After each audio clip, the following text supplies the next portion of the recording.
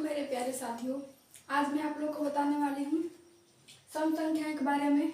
इससे पहले हम अंक और संख्याएं और प्रकट संख्याएं पहले वाली वीडियो में बना चुकी हूँ। और आप लोगों को यह वीडियो अच्छी लग रही हो तो कमेंट में बोलिएगा कि समझ में आया है कि नहीं आया है। और ये भी और अपने अटेंडेंस में लगा दीजिएगा, मतलब लाइक कर दीजिएगा। और इस वीडियो पर आप न्यू हैं, मतलब नए में हैं, तो इस चैनल को सब्सक्राइब भी कर लीजिएगा।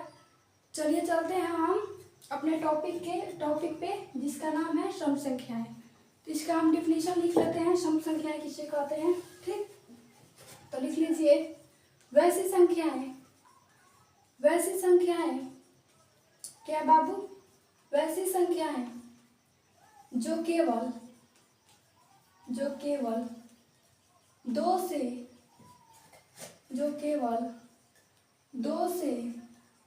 विभाजित हो, वैसी संख्याएं जो केवल 2 से विभाजित हो, उसे हम क्या कहते हैं, उसे सम संख्याएं कहते हैं। क्या कहते हैं बाबू, सम संख्याएं कहते हैं। ठीक, सम संख्याएं किसे कहते हैं, वैसी संख्याएं जो केवल 2 से विभाजित हो, उन्हें हम क्या कहते हैं बाबू, सम संख्याएं कहते हैं। अब इसका एग्जाम्पल देख लीजिए, क्या हो जाएगा एग्जाम्पल में, 2, 4, 6, 8, 10 ... ये क्या है, 2 से विभाजित हो जाएगा, 4 में 2 से भाग चला जाएगा, इसमें भी 2 से जाएगा, इसमें भी 2 से चला जाएगा, कटेगा ना 2 से, इसलिए ये क्या है, सम संख्याएं है। ठीक, अब देख लीजिए विषम संख्याएं के बारे में। ठीक, तो हेडिंग डाल लीजिए, विषम संख्याएं। क्या बाबू, विषम संख्याएं। तो यहाँ पे लिख लीजिए, वैसी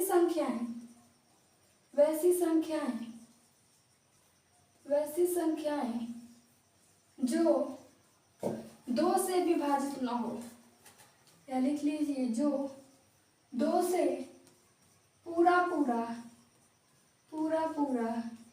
विभाजित न हो। क्या ना हो बाबू, विभाजित न हो, उसे हम क्या कहते हैं, विषम संख्याएं कहते हैं। न हो उसे विषम संख्याएं कहते हैं। क्या कहते हैं, उसे विषम संख्याएं कहते हैं।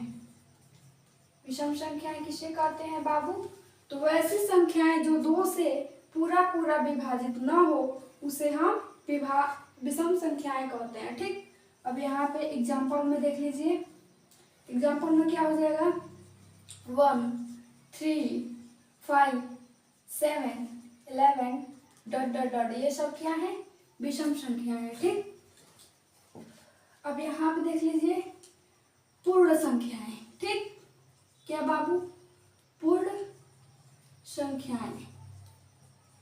क्या, पूर्ण संख्याएं। आप लोगों को दिख नहीं रहा होगा, अभी हम इसको मिटा करके फिर बता रही हूँ। ठीक,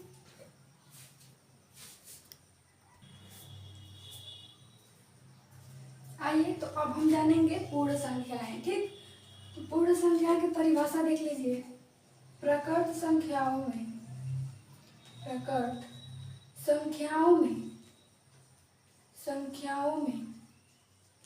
क्या बाबू, प्रकृत संख्याओं में शून्य को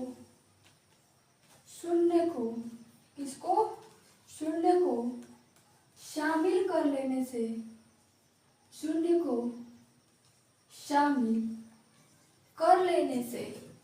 किसको शामिल कर लेने से बाबू, तो शून्य को शामिल कर लेने से जो संख्या प्राप्त होती है, जो संख्याएं लिख लीजिए, जो संख्याएं प्राप्त होती है। क्या होती है बाबू, प्राप्त होती है, उसे हम क्या कहते हैं, प्राप्त होती है, उसे पूर्ण संख्याएं कहते हैं। क्या कहते हैं बाबू, पूर्ण संख्याएं।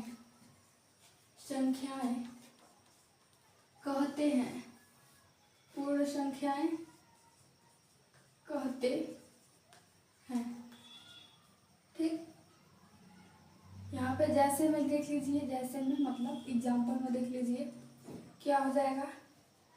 0 1 2 3 4 ये सभी क्या है, ये सभी प्राकृत संख्या है। प्राकृत संख्या है ना, प्राकृत संख्या किसे कहते हैं मैं पहले वाली वीडियो में बता चुकी हूँ। ठीक, और इसके साथ क्या शामिल हो गया है, शून्य हो गया, तो इससे क्या बन गया, पूर्ण संख्याएं बन गया। ठीक, यहाँ पे डॉट डॉट डॉट लिख लीजिए।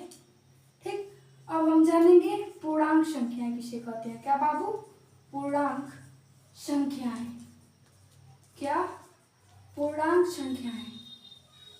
पूर्णांक संख्या किसे कहते हैं, इसका परिभाषा देख लीजिए।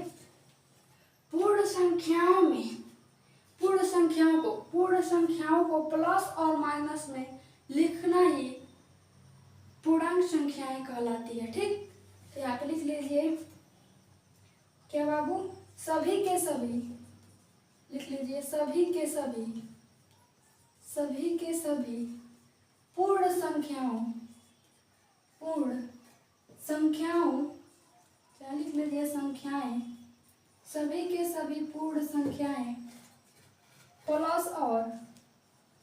प्लस और माइनस में लिखा हो। क्या हो बाबू, लिखा हो, उसे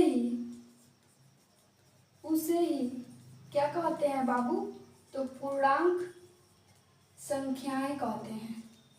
क्या कहते हैं, पूर्णांक संख्याएं कहते हैं।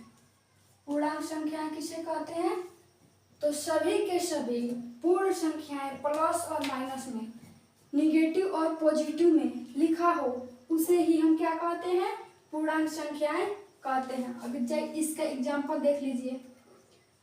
एग्जाम्पल में क्या हो जाएगा, सभी के सभी पूर्ण संख्याएं। ठीक, तो आप लिख लीजिए -4, -3, -2 और -1, -0, -1, -2, -3, -4 डॉट डॉट डॉट।